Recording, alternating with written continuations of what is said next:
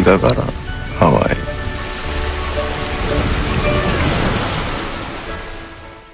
김어준의 뉴스공장.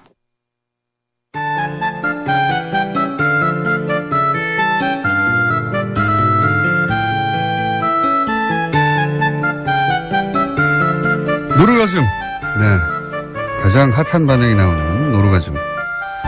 정의당 노회찬 원내대표 나오셨습니다. 안녕하십니까? 네, 안녕하십니까? 네.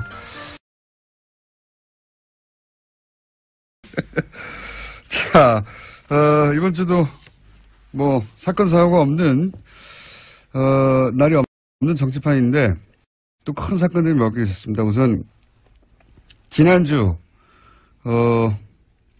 김관진, 임관빈 두 국방부의 전 실세 핵심 책임자들 댓글 공작 관련해서 구속이 됐다가 신광열 수석 형사부장 판사에 의해서 구속 적부심 통해 석방됐습니다. 크게 논란이 됐는데 어떻게 보십니까?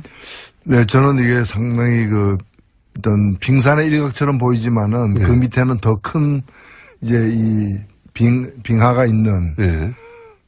좀 위험한 어떤 상황이라고 보여집니다. 왜냐면은 지금 영장 전담 판사는 중견 판사들이거든요. 예.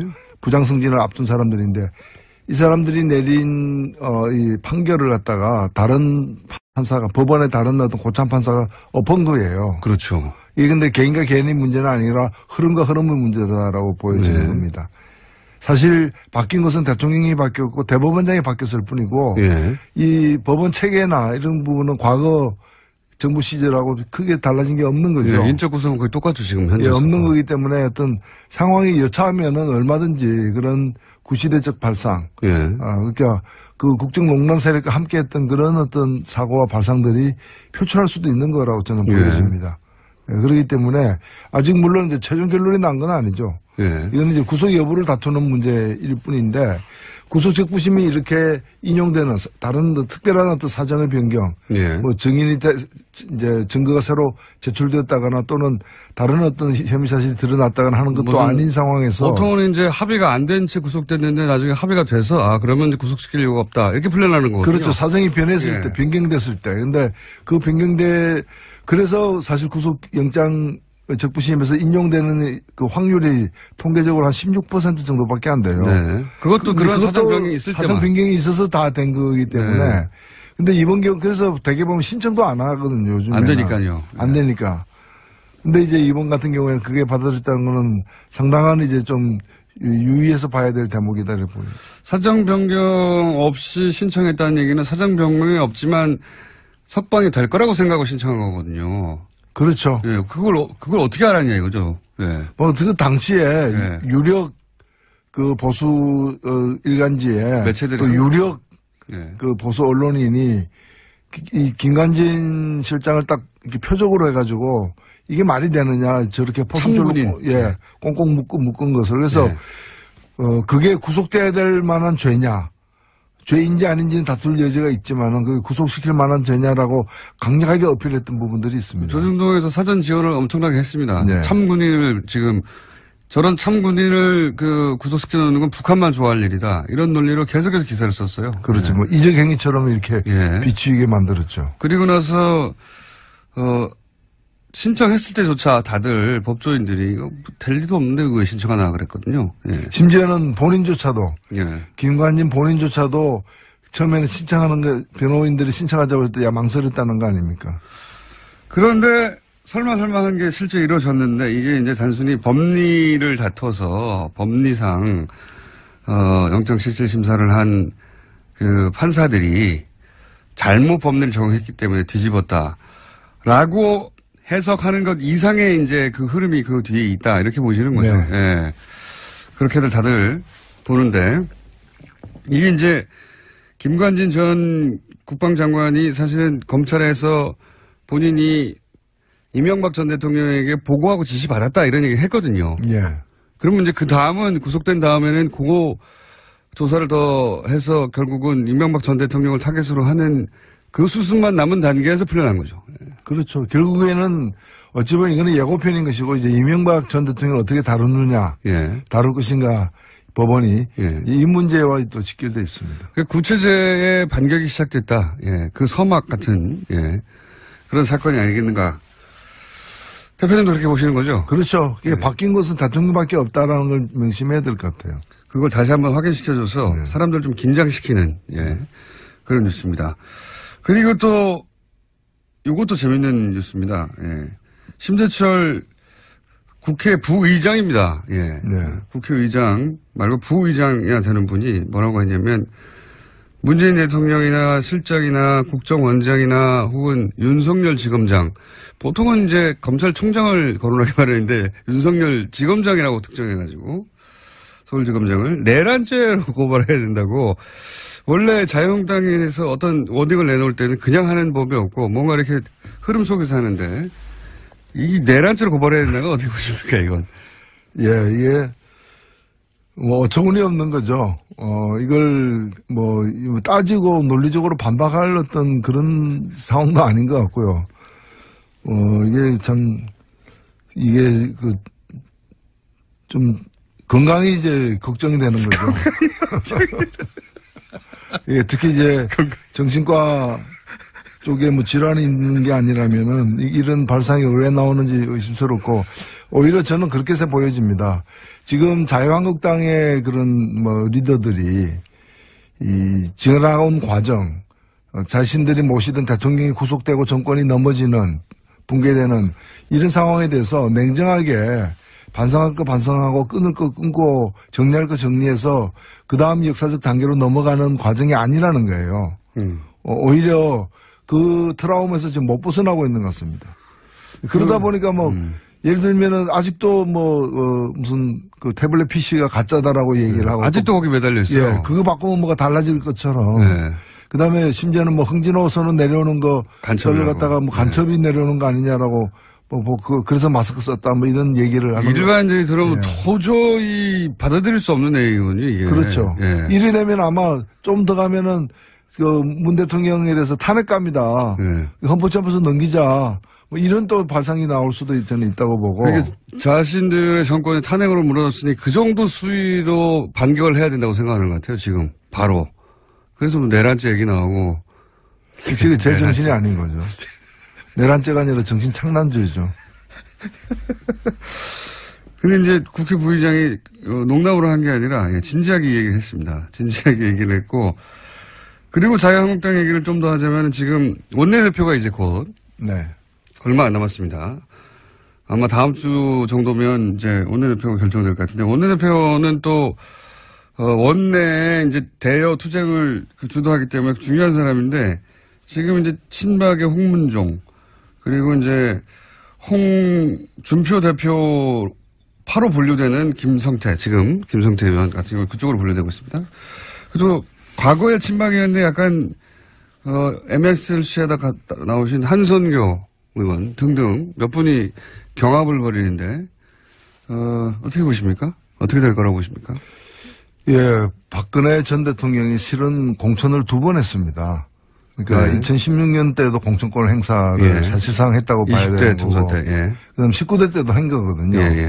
그렇기 때문에 그 내부에 그 박근혜 전 대통령 측의 어떤 후광으로 당선된 분이 상대적으로 많다고 볼 수 있습니다. 예, 여전히. 예. 그럼에도 불구하고 박 전 대통령은 다시 재기가 불능한 상태이기 때문에 친박이라는 그 정체성 아이덴티티로 계속해서 이렇게 뭉쳐다니거나 다시 부활하거나 재기를 노리거나 하기 어렵다고 보여집니다. 그래서 저는 표를 얻기 위해서 이제 좀 친박의 유화적인 태도를 취할 수는 있을지 몰라도 친박이 그 세력을 유지하면서 다시 권력을 잡는 식으로 넘어가지 못할 것이라고 보고 오히려 지금으로서는 대표가 이제 홍준표 대표니까 그쪽하고 이제 김무성 전 대표 쪽이 어떤 합동으로 해서 가되 결국에는 원내대표 뽑히는 순간부터는 친박 대 비친박의 싸움이 아니라 결국에는 친홍 대 친김무성 의 갈등으로 이제 국민이 넘어갈 것이고 지금 그 전 단계에서 지금 벌어지는 일들이 아닌가 보여집니다.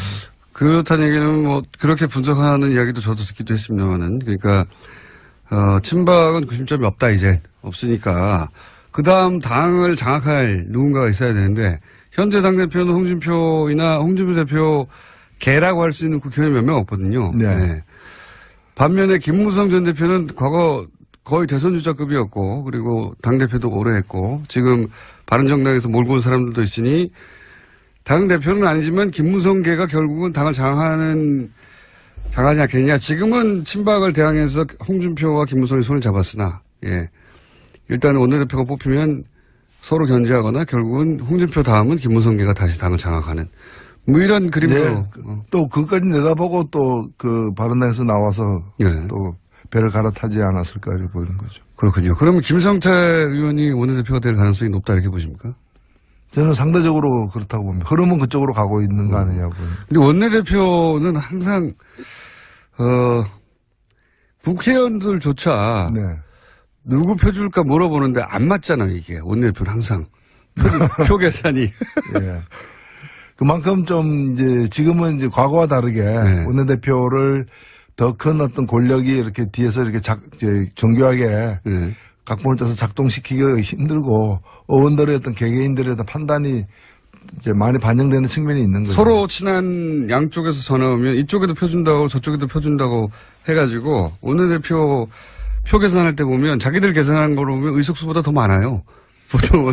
그래서 대개 보면은 이제 인기가 많은 사람이 원내대표 된다기보다는 확실한 비토 세력이 적은 사람이 그러니까요. 되는 경우가 많죠. 네.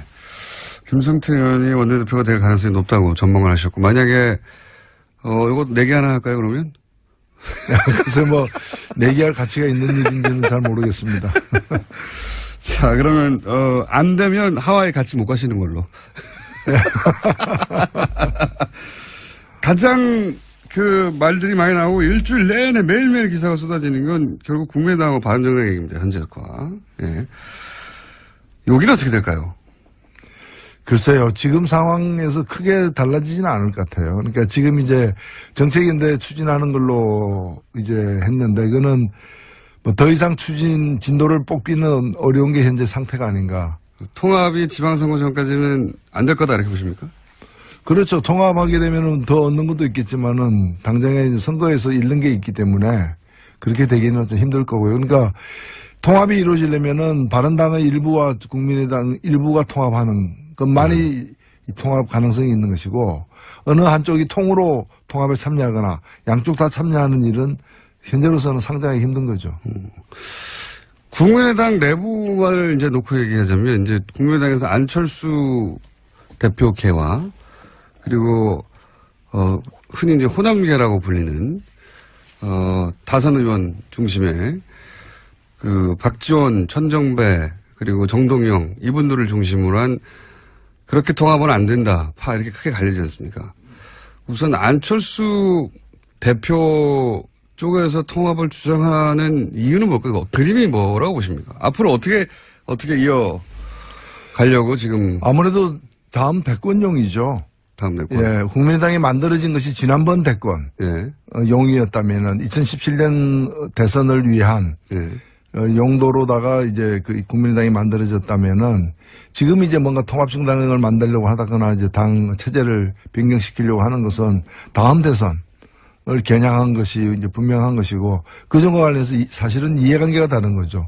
안철수 대표는 중도 보수라고 얘기하지만은 사실은 그 지금 자유한국당에 제대로 된 후보가 없다고 보여지는 것이고 그래서 자유한국당 바깥에서 최대한 그 보수 세력들을 결집시킨다면은 결과적으로는 자유한국당까지도 견인해낼 수 있는.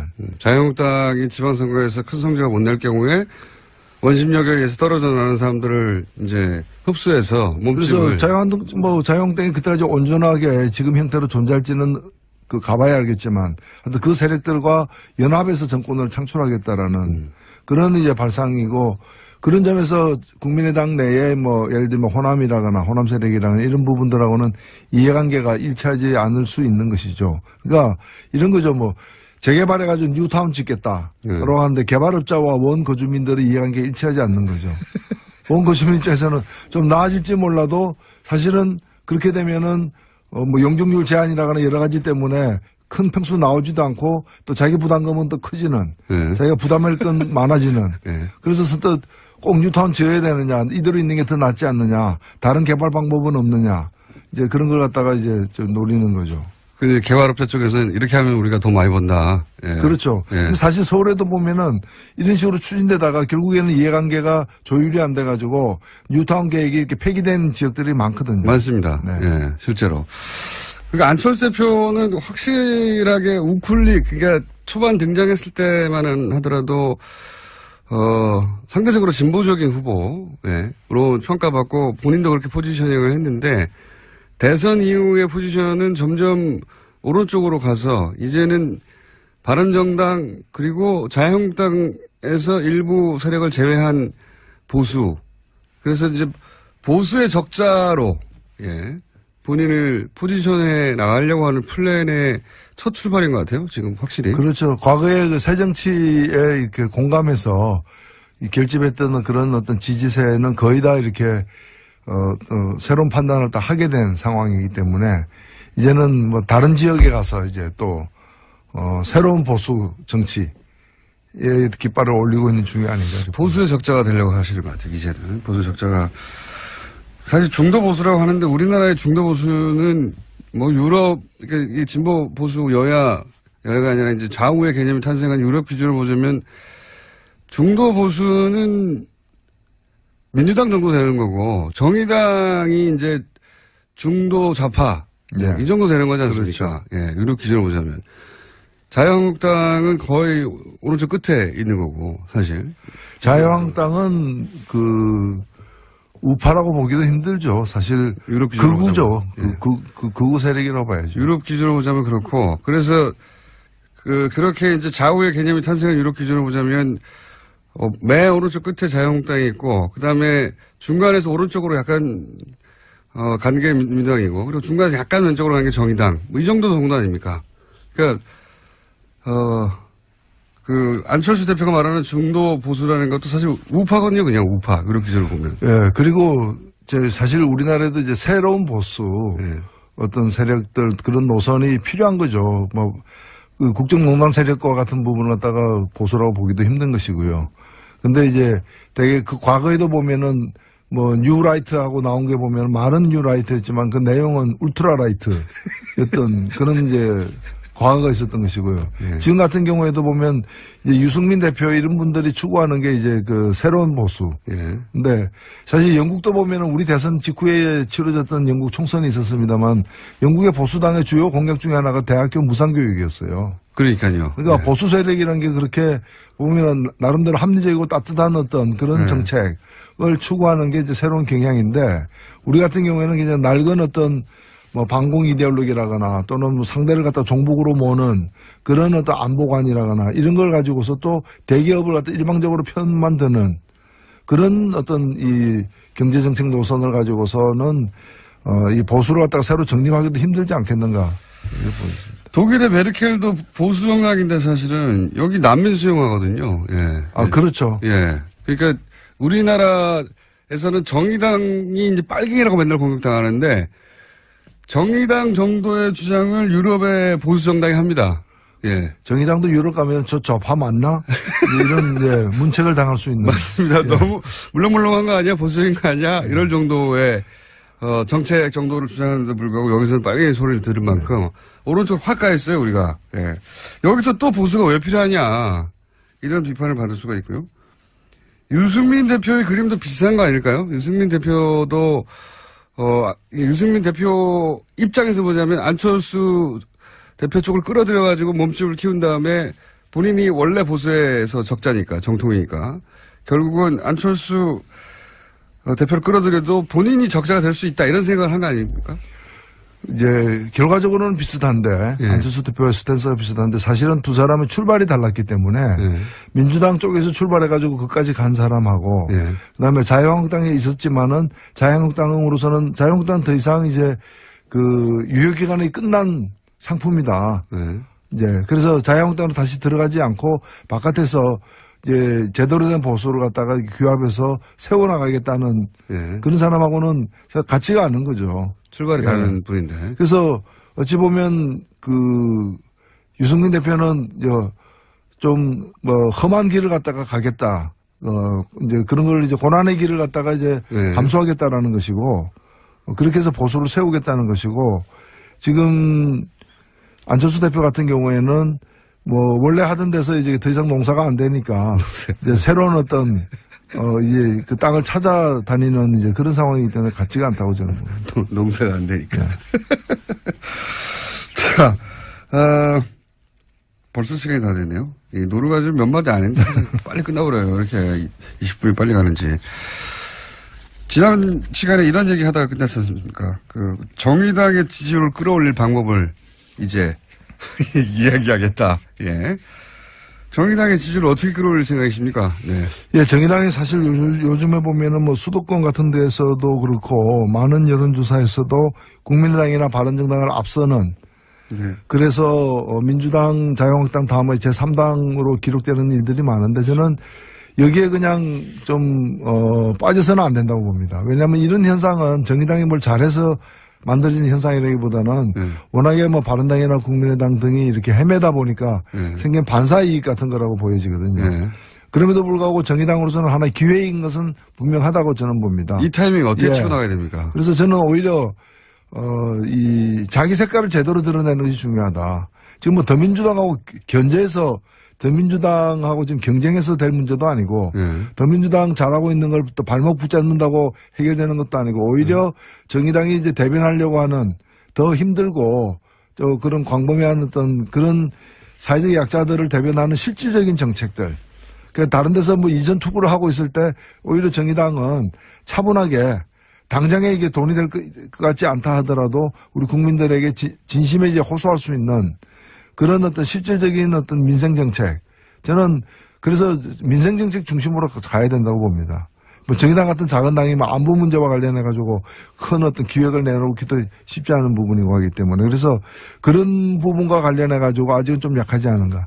청년, 여성, 그리고 우리 어떤 직장인들 이런 분들을 더 좀 대변할 수 있는 실질적인 정책들을 갖다가 내므로서 그것이 집행력을 갖고 있는 어떤 정부 여당의 정책과 좀 차이가 나더라도 서로 보완할 수 있는 그런 방향으로 갈 필요가 있다고 다 옳으신 말씀인데 그런 정책을 낸다고 갑자기 호응을 할까요? 아니 저는 이것은 빗방울이 바위를 뚫는 식의 어떤 그런 노력으로 지속될 때는 평가를 받을 수 있다고 봅니다. 지금 저는 깜짝 쇼라거나 하나의 이벤트로서 국민의 마음을 확확 사로잡는 그런 시기는 아니라고 보고 그거는 이미 어찌 보면은 촛불광장에서 나온 민심을 갖다가 이게 받아 안으면서 탄생한 정권이 있기 때문에 그 정권 하에서 그렇게 한두 가지 이벤트로다가 민심을 잡을 수 있는 건 아니지 않느냐 보입니다. 이 정권의 지금 지지율 고공행진은 언제까지 갈까요? 글쎄요, 그걸 참 점칠 수는 없겠지만은 저는 생각보다는 꽤 오래 갈 수도 있다 보여집니다. 워낙 못해가지고 야당이. 아니 왜냐하면 이번에 이게 현상적으로 겉으로 보면 정권이 교체된 거지만은 제가 볼 땐 정권이 교체된 게 아니라 시대가 교체된 거거든요. 예, 시대가 교체되기 때문에 구 세력들이 다시 이렇게 좀 회복해가지고 지지세를 규합해서 가기에는 많은 시간이 걸릴 거로 저는 보여집니다. 이 시대에 맞게 본인들의 포맷도 바꿔야 되고 멘탈리티도 바꿔야 되는데 그대로 똑같이 하니까요. 바뀌었다는 걸 모르는 것 같아요. 그래서 정의당 같은 경우에는 큰 욕심 부리지 말고 나름대로의 어떤 역할이 저는 있다고 보여지거든요. 그래서 원내 교섭 전체 구성을 갖다가 지금으로서는 상당히 꿈꾸기도 힘든 것으로 보일 수도 있는데 그런 걸 목표로 해가지고 차분하게 남은 어떤 3년을 갖다가 관리해 가야 되지 않느냐 생각합니다. 자, 그러면 3년 동안 그게 이루어질지 3년간 앞으로 이 코너를 계속 해보겠습니다. 자, 우리 여기까지 하겠습니다. 정의당의 노회찬 원내대표였습니다. 감사합니다. 네, 되면 아마 좀 더 가면은 문 대통령에 대해서 탄핵갑니다. 네. 헌법재판소 넘기자. 이런 또 발상이 나올 수도 저는 있다고 보고. 그러니까 자신들의 정권이 탄핵으로 무너졌으니 그 정도 수위로 반격을 해야 된다고 생각하는 것 같아요. 지금 바로. 그래서 내란죄 얘기 나오고. 지금 제 정신이 아닌 거죠. 내란죄가 아니라 정신 창난죄죠. 근데 이제 국회 부의장이 농담으로 한 게 아니라 진지하게 얘기를 했습니다. 진지하게 얘기를 했고 그리고 자유한국당 얘기를 좀 더 하자면 지금 원내대표가 이제 곧 네. 얼마 안 남았습니다. 아마 다음 주 정도면 이제 원내대표가 결정될 것 같은데 원내대표는 또 원내에 이제 대여 투쟁을 주도하기 때문에 중요한 사람인데 지금 이제 친박의 홍문종 그리고 이제 홍준표 대표 바로 분류되는 김성태 지금 김성태 의원 같은 경우 그쪽으로 분류되고 있습니다. 그리고 과거에 친박이었는데 약간 MSLC에다 나오신 한선교 의원 등등 몇 분이 경합을 벌이는데 어떻게 보십니까? 어떻게 될 거라고 보십니까? 예, 박근혜 전 대통령이 실은 공천을 2번 했습니다. 그러니까 네. 2016년 때도 공천권 행사를 예. 사실상 했다고 봐야 되는 20대 총선 때. 예. 그다음 19대 때도 한 거거든요. 예. 그렇기 때문에 그 내부에 그 박근혜 전 대통령 측의 어떤 후광으로 당선된 분이 상대적으로 많다고 볼 수 있습니다. 예, 여전히. 예. 그럼에도 불구하고 박 전 대통령은 다시 재기가 불능한 상태이기 때문에 예. 친박이라는 그 정체성 아이덴티티로 계속해서 이렇게 뭉쳐다니거나 다시 부활하거나 재기를 노리거나 하기 어렵다고 보여집니다. 그래서 저는 표를 얻기 위해서 이제 좀 이게 말이 되느냐 저렇게 포스줄로 예, 꽁꽁 묶은 것을 그래서 그게 구속돼야 될 만한 죄냐 죄인지 아닌지는 다툴 여지가 있지만은 그 구속시킬 만한 죄냐라고 강력하게 어필했던 부분들이 있습니다. 조중동에서 사전 지원을 엄청나게 했습니다. 네. 참군인을 지금 저런 참군인을 구속시켜 놓는 건 북한만 좋아할 일이다. 이런 논리로 계속해서 기사를 썼어요. 그렇죠. 뭐 이적행위처럼 이렇게 비추이게 만들었죠. 그리고 나서 신청했을 때조차 다들 법조인들이 이거 될 리도 없는데 왜 신청하나 그랬거든요. 예. 심지어는 본인조차도 예. 김관진 본인조차도 처음에는 신청하는 거 변호인들이 신청하자고 할 때 야 망설였다는 거 아닙니까? 그런데 설마 한 게 실제 이루어졌는데 이게 이제 단순히 법리를 다퉈서 법리상 영장실질 심사를 한 그 판사들이 잘못 법리를 적용했기 때문에 뒤집었다라고 해석하는 것 이상의 이제 그 흐름이 그 뒤에 있다 이렇게 보시는 거죠. 네. 예. 그렇게들 다들 보는데 이게 이제 김관진 전 국방장관이 사실은 검찰에서 본인이 이명박 전 대통령에게 보고하고 지시받았다 이런 얘기 했거든요. 예.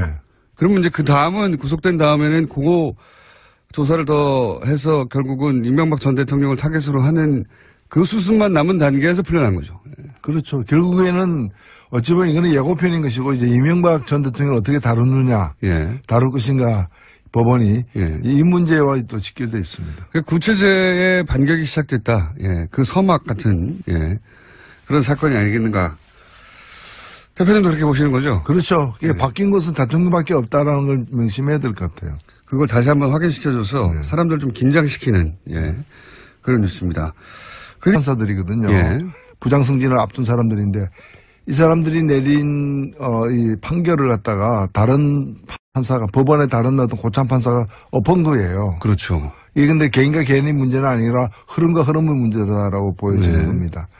사실 바뀐 것은 대통령이 바뀌었고 대법원장이 바뀌었을 뿐이고 이 법원 체계나 이런 부분은 과거 정부 시절하고 크게 달라진 게 없는 거죠. 인적 구성은 거의 똑같죠 지금 현재. 없는 거기 때문에 어떤 상황이 여차하면은 얼마든지 그런 구시대적 발상, 그러니까 그 국정농단 세력과 함께했던 그런 어떤 사고와 발상들이 표출할 수도 있는 거라고 저는 보여집니다. 그렇기 때문에 아직 물론 이제 최종 결론이 난 건 아니죠. 이건 이제 구속 여부를 다투는 문제일 뿐인데 구속 적부심이 이렇게 인용되는 다른 특별한 어떤 사정의 변경, 뭐 증인이 이제 증거가 새로 제출되었다거나 또는 다른 어떤 혐의 사실이 드러났다거나 하는 것도 아닌 상황에서 보통은 이제 합의가 안 된 채 구속됐는데 나중에 합의가 돼서 그러면 이제 구속시킬 이유가 없다 이렇게 풀려나는 거거든요. 그렇죠. 사정이 변했을 때, 변경됐을 때. 근데 그 그래서 사실 구속영장 적부심에서 인용되는 그 확률이 통계적으로 한 16% 정도밖에 안 돼요. 그것도 그런 사정 변경이 있을 때만. 사정 변경이 있어서 다 된 거기 때문에. 근데 이번 경우 그래서 대개 보면 신청도 안 하거든요. 요즘에. 안 되니까요. 안 되니까. 근데 이제 이번 같은 경우에는 그게 받아들였다는 거는 상당한 이제 좀 유의해서 봐야 될 대목이다 이렇게 보여요. 사정 변경 없이 신청했다는 얘기는 사정 변경이 없지만 석방이 될 거라고 생각하고 신청한 거거든요. 그렇죠. 예, 그걸 어떻게 알았냐 이거죠. 예. 그 당시에 예. 유력 그 보수 일간지에 매체들이 또 유력 예. 그 보수 언론인이 이 김관진 실장을 딱 이렇게 표적으로 해가지고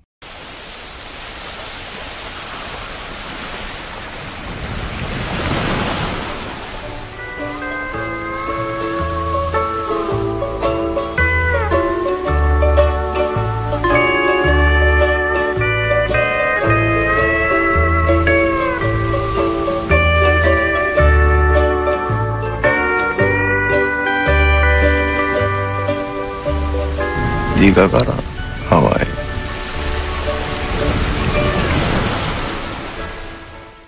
김어준의 뉴스공장.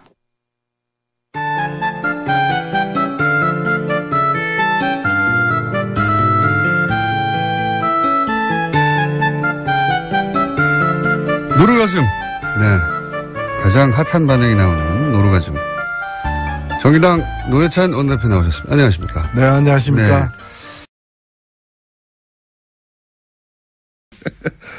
자, 이번 주도 뭐 사건 사고가 없는 날이 없는 정치판인데 또 큰 사건들이 몇 개 있었습니다. 우선 지난주 김관진, 임관빈 두 국방부의 전 실세 핵심 책임자들 댓글 공작 관련해서 구속이 됐다가 신광열 수석 형사부장 판사에 의해서 구속 적부심 통해 석방됐습니다. 크게 논란이 됐는데 어떻게 보십니까? 네, 저는 이게 상당히 어떤 빙산의 일각처럼 보이지만은 네. 그 밑에는 더 큰 이제 이 빙하가 있는 네. 좀 위험한 어떤 상황이라고 보여집니다. 왜냐면은 지금 영장 전담판사, 네. 전담판사는 중견판 이것도 재밌는 뉴스입니다. 예. 심재철 국회 부의장입니다. 예. 네. 국회의장 말고 부의장이야 되는 분이 뭐라고 했냐면 문재인 대통령이나 실장이나 국정원장이나 혹은 윤석열 지검장 보통은 이제 검찰총장을 거론하게 마련인데 윤석열 지검장이라고 특정해가지고 서울지검장을 내란죄로 고발해야 된다고. 원래 자유한국당에서 어떤 워딩을 내놓을 때는 그냥 하는 법이 없고 뭔가 이렇게 흐름 속에서 하는데 이 내란죄로 고발해야 된다는 건 어떻게 보십니까 이건? 예, 이게 뭐 어처구니 없는 거죠. 이걸 뭐 따지고 논리적으로 반박할 어떤 그런 상황도 아닌 것 같고요. 이게 참 이게 좀 건강이 이제 걱정이 되는 거죠. 예, 특히 이제 정신과 쪽에 뭐 질환이 있는 게 아니라면은 이런 발상이 왜 나오는지 의심스럽고 오히려 저는 그렇게 해서 보여집니다.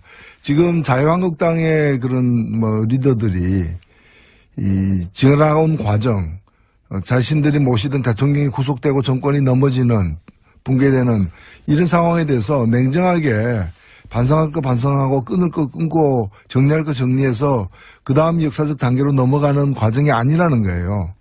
오히려 그 트라우마에서 지금 못 벗어나고 있는 것 같습니다. 그러다 보니까 뭐 예를 들면은 아직도 무슨 그 태블릿 PC가 가짜다라고 얘기를 하고 아직도 거기 매달려 있어요. 예, 그거 바꾸면 뭐가 달라질 것처럼. 네. 그다음에 심지어는 뭐 흥진호 선언 내려오는 거 저를 갖다가 뭐 간첩이 내려오는 거 아니냐라고 그래서 마스크 썼다 뭐 이런 얘기를 하는 일반인들이 들으면 예. 도저히 받아들일 수 없는 내용이군요, 이게. 그렇죠. 예.